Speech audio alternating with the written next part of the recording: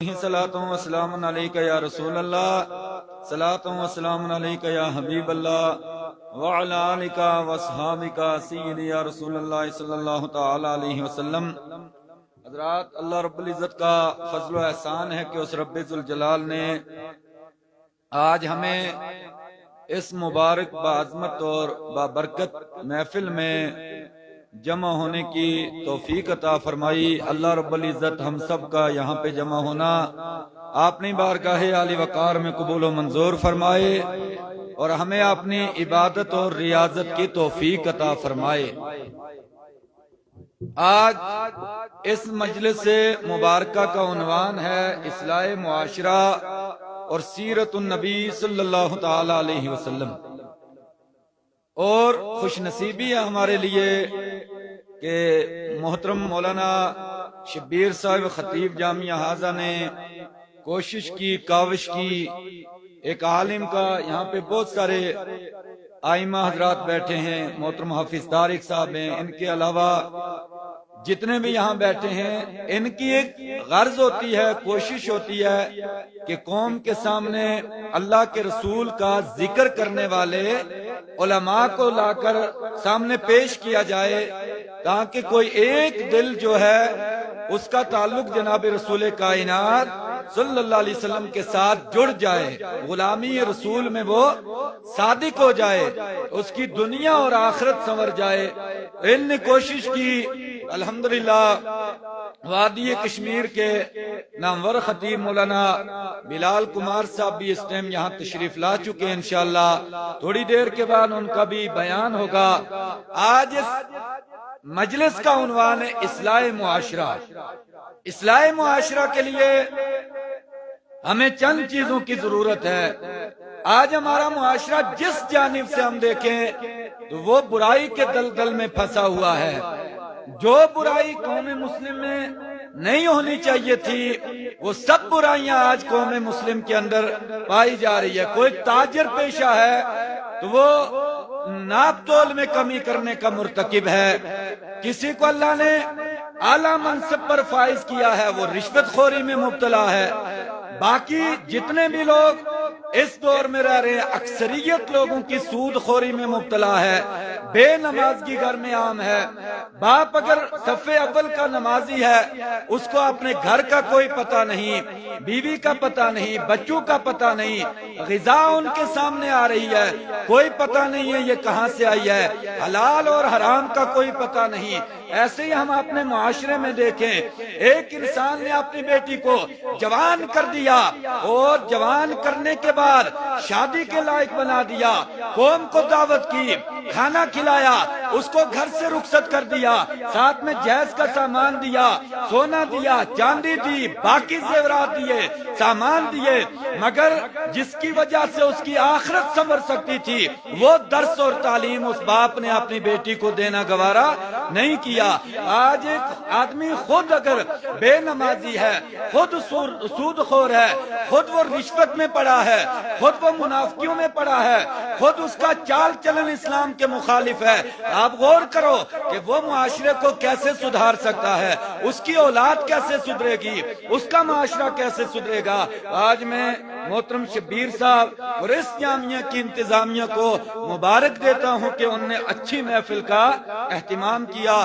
میں بھی چند گزارشات آپ کے سامنے رکھوں گا۔ اللہ رب العزت مجھے حق کہنے کی، آپ کو حق سننے کی اور سب کو مل کے حق پہ عمل کرنے کی توفیق عطا فرمائے۔ ابھی مولانا اشرف صاحب نے یہاں پہ بیان کیا، آج دن میں ہم ایک اجتماع میں تھے، وہاں بھی اکثر علماء نے اس چیز کی جانب لوگوں کو توجہ دلائی کہ ماں کو نیک بننا ہے۔ ماں اگر صالحہ بن کر، ماں اگر نیک بن کر بچے کی پرورش کرے گی تو وہ خاندان سدھر سکتا ہے۔ تو یہاں علماء بیٹھے ہیں، اللہ کے رسول کی حدیث ہے، کلو امر ذی بال لم یبدأ بسم اللہ والحمد للہ وہو ابتر۔ اللہ کے رسول نے ارشاد فرمایا صلی اللہ علیہ وسلم، کوئی بھی ذی شان کام اس دنیا میں ہو اگر اس کی ابتدا بسم اللہ سے نہ کی جائے، اس کی ابتدا اللہ کے نام سے نہ کی جائے، الحمد سے نہ کی جائے، بسم اللہ سے نہ کی جائے، ذکر خدا سے نہ کی جائے، ذکر رسول سے نہ کی جائے، اب تر کہا ہے اس کو جناب رسول اکرم صلی اللہ علیہ وسلم نے۔ اور دوسری کتاب میں الفاظ ہیں وَهُوَ أَقْتَى، وہ کام کبھی پورا نہیں ہوگا۔ آج ہمارے یہاں ایک بچہ جب پیدا ہوتا فرمایا من کرار بن جائے، مگر اس کی یہ تمنا پوری نہیں ہوتی۔ اصل وجہ کیا ہے؟ جب ماں کا باپ کا عقد کیا تھا، شادی کے لیے بارات نکلی تھی، اس ٹائم جب وہ گھر کے دروازے سے بارات کو رخصت کیا گیا تھا، تلاوت قرآن سے ہونا تھا، جب گانا گا کر اس کا استقبال کیا گیا، تو آپ بتاؤ اس جوڑے سے کبھی حافظ قرآن پیدا ہو سکتا ہے؟ اس جوڑے سے کبھی تہجد خواں پیدا ہوگا؟ اس جوڑے سے کبھی نعت خواں پیدا ہو سکتا ہے؟ یہ وہ مقدس کلام ہے، پہلے زبان رسول سے نکلا ہے، یہ میرے آقا نے بھی تلاوت کیا، یہ جبریل امین نے تلاوت کیا، یہ رب کا قول ہے۔ اب ایک طرف ہمارے قرآن ہے اور ایک طرف آج کا یہ ننگا ناچ اور گانا ہے۔ اب قوم مسلم قرآن سے اپنے اٹھتے، کیوں نہیں قرآن کی تلاوت کرتے؟ کیوں نہیں والدین کی عزت کرتے؟ کیوں نہیں بڑے کی عزت کرتے؟ کیوں ماں کو ماں نہیں مانتے؟ کیوں باپ کو باپ نہیں مانتے؟ وجہ یہ ہے کہ ہمارا دل مردہ ہو چکا ہے۔ مولانا اشرف صاحب کو علم ہے، گزشتہ ایام میں آج کون جانتا ہے اس چیز کو؟ کیوں نہیں ہم حق کو مانتے؟ کیوں نہیں اذان کا جواب دینے کے لیے ہم مسجد میں چل کے آتے؟ وجہ یہ ہے کہ ہمارا دل مردہ ہو چکا ہے۔ ایک چیز ایسی ہے جس کے ذریعے سے انسان کا دل مردہ ہو جاتا ہے۔ جب دل مرتا ہے تو نماز نہیں پڑھتے، دل مرتا ہے تو حق نہیں کھاتے، دل مردہ ہو جاتا ہے، دل مردہ ہوتا ہے، دوسرے کا حق کھایا جاتا ہے۔ اور یہ دل مردہ ہوتا کیسے ہے؟ آقا دو جہاں نے فرمایا، اے میرے امتیوں سنو، یہ جو گانا ہے، گانا جس سے تم محبت کرتے ہو، تمہاری شادی کی مجالس اس ٹائم تک مکمل نہیں ہوتی جس گانے کے بغیر تم اپنی زندگی کو چین نہیں دلا سکتے۔ یہ گانا جو ہے یہ انسان کے دل کو مردہ کر دیتا ہے، دل کو مردہ کر دیتا ہے۔ اب اس گانے سے اگر محبت کی جائے گی انسان کا دل مردہ ہوگا، پھر ماں ماں نہیں دکھے گی، باپ باپ نہیں دکھے گا، مسجد مسجد نہیں دکھے گی، قرآن قرآن نہیں دکھے گا۔ اگر اس کے مقابلے میں دل زندہ کرنا ہے تو دل زندہ کیسے ہوگا؟ ذکر خدا سے ہوگا، ذکر رسول خدا سے ہوگا، تلاوت قرآن سے ہوگا۔ اور دوسری چیز جو ہے، ہمیشہ وہ انسان کبھی کامیاب نہیں ہوا جس نے کبھی کسی نبی کا مقابلہ کیا ہو۔ نبی کا مقابلہ کیا وہ انسان کبھی کامیاب نہیں ہوا۔ ایک حدیث ہے اور بخاری شریف کی حدیث ہے، ایک انسان جناب رسول رحمت کا کاتب وحی تھا، یعنی وحی لکھا کرتا تھا۔ ایک دن وہ سورہ نور کی کوئی آیت لکھ رہا تھا، اچانک اس پر ازلی بدبختی غالب آئی تو وہ مرتد بن گیا، دین سے غدار ہو گیا، چھوڑ دیا اس نے دامن رسول صلی اللہ علیہ وسلم، نکل کر وہ گستاخی کرنے لگا۔ آقا دو جہاں نے ارشاد فرمایا تھا، یہ جو میرا گستاخ ہے، بخاری کی حدیث ہے، آقا نے فرمایا زمین اس کو کبھی قبول نہیں کرے گی۔ دوسرے دن یہ مر گیا، مرتد مرا، لے کر اس کو اس نے مرتد کافر بھی دفن کرتے تھے، لے کر دفن کیا گیا۔ گھر والے لوٹ کے آئے، صبح جا کے دیکھا تو اس کی لاش باہر پڑی تھی، زمین نے قبول نہیں کیا۔ دوسرے دن دفن کیا، یہی ہوا، تیسرے دن دفن کیا، یہی ہوا، پھر کئی ماہ تک اس کی لاش سامنے پڑی رہی، ہر ایک گزرتا تو لعنت بھیجتا، یہ وہ ہے جس نے محمد عربی کی گستاخی کی تھی، اللہ نے اس کو برباد کر دیا۔ ایک اور حدیث ہے، ایک آدمی جناب رسول پاک کے سامنے آیا، آ کر میرے آقا کے سامنے بیٹھا تھا، رسول رحمت نے گفتگو کرنا شروع کیا، اس نے جناب رسول پاک کی نقل اتاری، معاذ اللہ نقل اتاری، حلیہ بگاڑا۔ آقا نے مڑ کر دیکھا تو نقل اتار رہا تھا۔ آقا نے فرمایا کن کذالک، اے ظالم تو شکل بگاڑ رہا ہے، ایسا ہو جا جیسا تو چاہتا ہے۔ مڑ کے سب نے دیکھا تو اس کی شکل بدل چکی تھی، بدل چکا تھا وہ، تو پھر کئی ماہ تک وہ زندہ رہا مگر اپنے حلیے پر واپس نہیں آ سکا۔ یہ کون بد نصیب ہیں جن نے جناب رسول پاک کا مقابلہ کرنا چاہا۔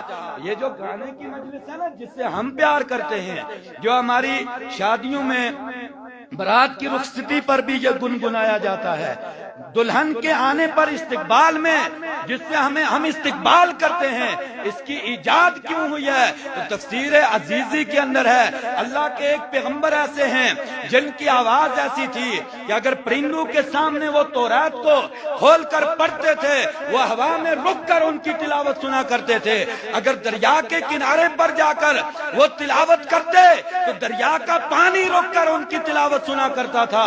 وہ حضرت سیدنا داؤد علیہ نبینا علیہ الصلوۃ والسلام ہے۔ ان نے دنیا کے سامنے تورات پڑھنا شروع کی، تلاوت کرنا شروع کیا۔ آج ہماری بدنصیبی ہے جہاں قرآن کا ذکر ہو یا ذکر رسول ہو یا نعت کی مجلس ہو یا خیر کی بات ہو، وہاں ہم آنے سے کتراتے ہیں، گھبراتے ہیں، مگر اس ٹائم لوگ عاشق تھے۔ ان نے حضرت داؤد کی جب آواز سنی تو وہ جمع ہو کر تلاوت تورات سنا کرتے تھے۔ جب یہ ہمیشہ یہ سلسلہ قائم ہو گیا، ایک دن شیطان نے سوچا کہ میں تو یہاں ناکام ہو چکا ہوں، جو بھی آتا ہے وہ داؤد علیہ السلام کی آواز سننے کے لیے، تورات کی تلاوت سننے کے لیے ان کے یہاں جمع ہوتا ہے، میں اب کیا کروں؟ ہوں گے۔ تو شیطان نے چند لوگوں کو تیار کیا، ان نے گانا ایجاد کیا۔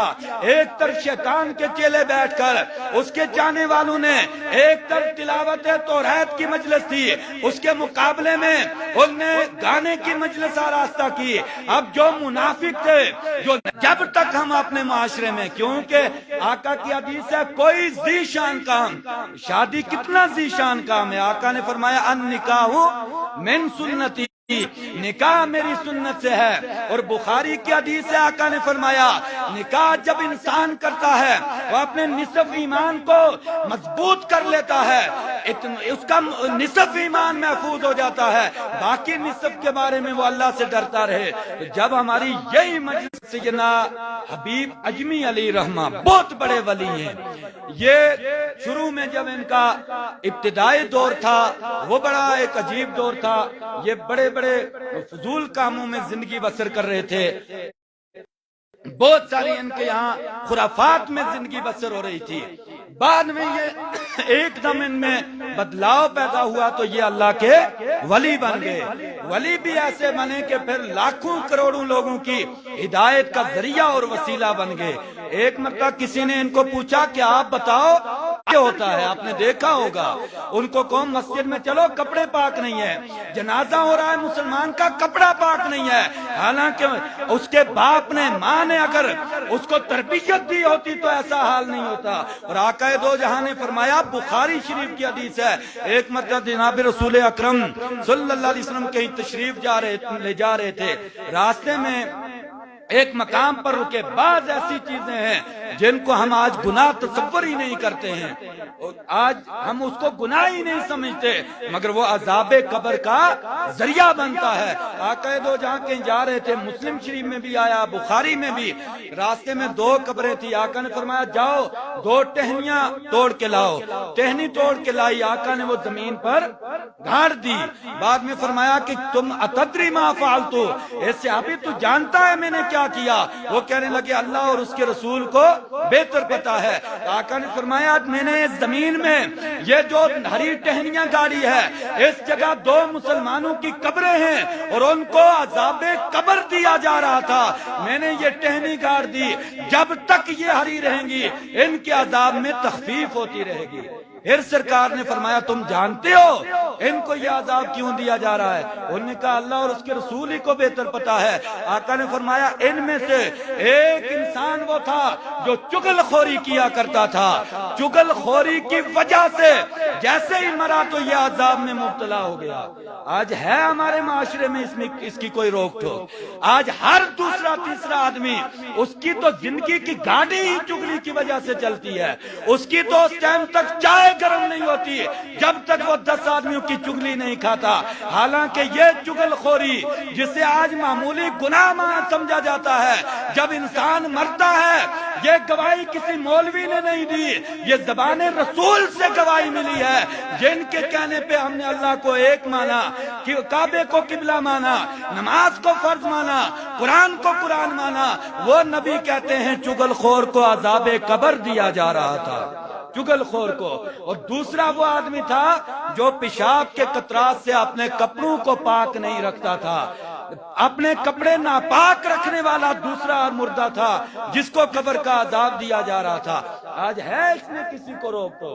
کوئی ماں کوئی باپ اپنی اولاد کو یہ تربیت دیتا ہے، بیٹا جب تو بالغ ہوا تو ایک چیز تیرے لیے یہ ضروری ہے، تیرا لباس بھی پاک ہونا چاہیے، تیرا تن بھی پاک ہونا چاہیے، اگر ناپاک رکھے گا تو عذاب قبر میں مبتلا ہوگا۔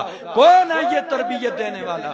حبیب اجمی سے پوچھا، آپ تو شرابیوں کے ساتھ بیٹھتے تھے، آپ تو رشوت خوروں کے ساتھ بیٹھتے تھے، آپ تو نمازیں نہیں پڑھتے تھے، یہ بتاؤ تم ولی کیسے بنے؟ انہوں نے فرمایا مجھے 10 سال کے بچے نے اللہ کا ولی بنا دیا۔ غوث اعظم نے تو لوگوں کو ولی بنایا، یہ بات سمجھ میں آتی ہے۔ خواجہ غریب نواز نے 90 لاکھ کو کلمہ پڑھایا، یہ بات سمجھ میں آتی ہے۔ شاہ ہمدان کی نگاہ کرم نے شیخ العالم کو وقت کلندر بنا دیا، یہ بات سمجھ میں آتی ہے۔ مگر 10 سال کا بچہ کسی کو ولی بنائے، یہ عقل سے ماورا ہے۔ اب اس آدمی نے پوچھا وہ کیسے اس نے آپ کو ولی بنا دیا؟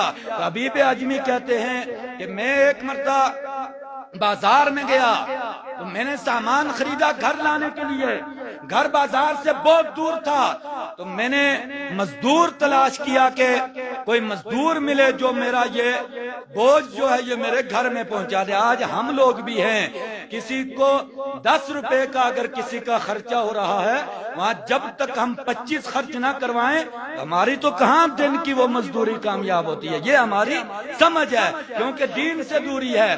لین دین میں، دغا بازیاں، باقی معاملات میں آج کون سی چیز ہے جو ہم جناب رسول پاک کی سنت کے مطابق کر رہے ہیں؟ حالانکہ اچھا تاجر سرکار نے فرمایا، امین تاجر، صادق تاجر جو ہوگا یہ محشر کے میدان میں جب جنت میں جائے گا اس کو نبیوں کا اور صدیقین کا پڑوس ملے گا۔ کون جانتا ہے آج ان چیزوں کو؟ اس نے کہا کہ میں نے مال خریدا، بوجھ جمع ہو گیا، میں نے آواز لگائی کوئی مزدور آئے اور میرا بوجھ اٹھا کے لے جائے۔ آج آپ دیکھو ہمارے یہاں اگر ہوتا تو پتہ نہیں آدمی کیا کر گزرتا۔ تو میں نے جب آواز دی لوگ آئے تو کسی سے ریٹ میری طے نہ ہو سکی، ایک وہاں اس جگہ سے لے کے میرے گھر تک 7 دینار خرچہ ہوتا تھا۔ ایک بچہ آیا، میں نے اس کو کہا بیٹا یہ بوجھ اٹھانا ہے، وہ کہنے لگا میں اٹھا لوں گا۔ کہا کہ کتنا لے گا؟ اس نے کہا 3 دینار لوں گا۔ کتنے؟ اب 7 سے اگر کوئی 3 بول دے تو وہ تو اس کی عید ہے نا۔ اس نے کہا اچھی بات ہے اٹھائیے آپ۔ اس نے جیسے اٹھایا، اٹھا کے چند قدم آگے نکلا، وہ آدمی کہتے ہیں، حبیب اجمی فرماتے ہیں کہ مجھے جیسے ہی میں نے اس بچے کو بوجھ اس کی پیٹھ پہ لادا، چند قدم وہ آگے گیا، میں نے دیکھا تو پیشانی سے پسینہ ٹپک رہا ہے۔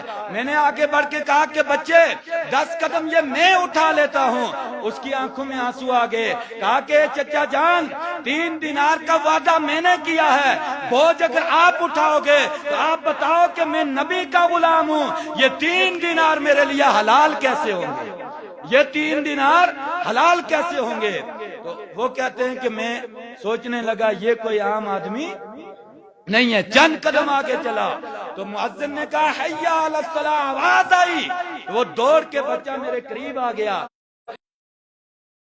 تکلیف ہوگی، آپ چند منٹ یہاں رکیں، میرے رب نے مجھے بلایا ہے، آپ نے نفس کا دھندا کر رہا ہوں، رب کا قرض ادا کر کے آ جاتا ہوں، میں نماز پڑھنے کے لیے جاتا ہوں۔ حبیب اجمی کہتے ہیں میں نے سمجھا واقعتاً یہ کوئی اور ہے، میں نے موقع دیا وہ نماز، جیسے گھر کے پاس پہنچے میں نے اس کو اپنے گھر کے پاس بٹھا دیا، اس نے سامان رکھا، میں نے اس کے ہاتھ میں 5 درہم دیے، اس نے 2 مجھے لوٹا دیے، کہا کہ گئے میرے چچا میں نے آپ سے 3 کا وعدہ کیا، میں 5 نہیں لے سکتا۔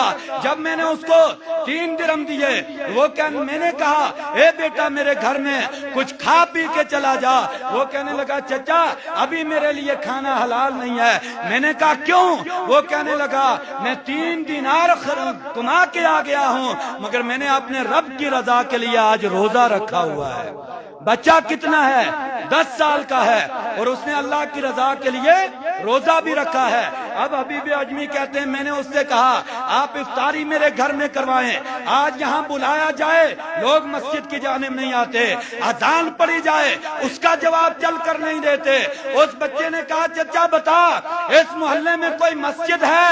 میں نے کہا ہاں بیٹا مسجد ہے۔ اس نے کہا چچا ابھی عصر کا ٹائم ہے، عصر سے مغرب تک میں مسجد میں جا کے اپنے رب کو راضی کر لیتا ہوں، جب مغرب کا ٹائم ہوگا میں واپس آ جاؤں گا۔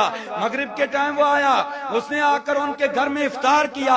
رات کو جب وہ سوئے ان نے بستر ڈالا حبیب اجمی نے، وہ کہتے ہیں میں نے اس کے لیے بھی بستر ڈالا، مگر اس بچے نے مجھے کہا اے چچا ہم نے اس بستر سے کبھی محبت نہیں کی ہے، آپ ایک جائے نماز دے دو، مجھے ایک پانی کا لوٹا دے دو۔ دن مجھے اپنے نفس کی کمائی کے لیے تھا، رات اپنے رب کو منوانے کے لیے ہے، رات میں اپنے رب کو راضی کرنا چاہتا ہوں۔ رات وہ میرے گھر میں رہے، وہ نماز کے لیے پوری رات وہ مصلی پر رہے۔ حبیب اجمی کہتے ہیں میری ایک 19 سال کی ایک اپائج بچی تھی میرے گھر میں، تو وہ کبھی چل نہیں سکتی تھی، سن نہیں سکتی تھی، بول نہیں سکتی تھی۔ سحری کا ٹائم ہوا تو میرے کمرے کو دستک دی گئی، جیسے ہی دستک دی میں نے سوچا وہ نوجوان آواز دے رہا ہے، میں نے دروازہ کھولا تو سامنے میری وہ حسین و جمیل بیٹی کھڑی ہے جو کل تک سن بھی نہیں سکتی تھی، بول بھی نہیں سکتی تھی۔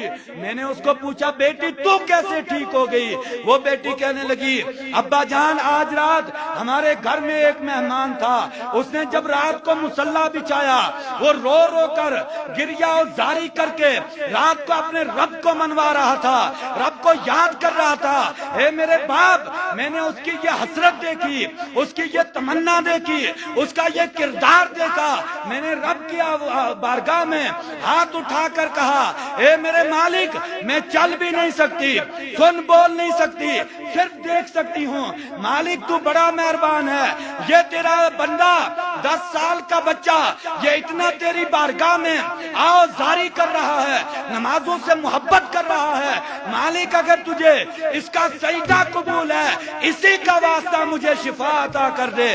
وہ کہتی ہے ابھی میرے ہاتھ بھی نیچے نہیں ہوئے تھے، رب نے میرا جسم جو ہے وہ تندرست کر دیا، مجھے شفا عطا کر دی۔ آج ہمارے گھروں میں بیماریاں کیوں ہیں؟ آج ہم دفتر کی ٹھوکریں کیوں کھاتے ہیں؟ آج ہمارا معاشرہ بگاڑ کے دہانے پر کیوں کھڑا ہے؟ آج ہمارے گھر میں نمازیں نہیں ہے، خدا کا ذکر نہیں ہے۔ جب 80 سال کا بزرگ جب ہوگا، 60 سال کا بزرگ، 40 سال کا انسان، 30 سال کا نوجوان جب یہ بے نمازی ہوگا تو بتاؤ اس کا 10 سال کا بچہ وہ کیسے دیندار ہو سکتا ہے؟ اس لیے اس اصلاح معاشرہ کے پروگرام میں ہمیں یہ چیز نقش کر کے جانی چاہیے کہ ہم اپنے گھر کو ایک اسلامی گھر بنائیں گے، اپنی ماؤں بہنوں کو پردے کی تلقین کریں گے انشاءاللہ، اپنی جبین کو سجدوں سے لذت دیں گے، اپنے کاروبار کو حرام خوری سے بچائیں گے، رشوت سے، بے پردگی سے، غیبت سے، سود خوری سے، بے دینگی سے، ان چیزوں سے ہم نکلیں گے تو انشاءاللہ پھر ہمارا معاشرہ ایک اچھی دہلیز پر آئے گا، اصلاح معاشرہ کے جو اسباب ہیں وہ بھی پیدا ہو جائیں گے۔ اللہ رب العزت مجھے بھی آپ کو اصلاح معاشرہ پر کام کرنے کی بھی توفیق عطا فرمائے، اللہ ہماری اس کاوش کو قبول فرمائے۔ میں محترم مولانا شبیر صاحب کو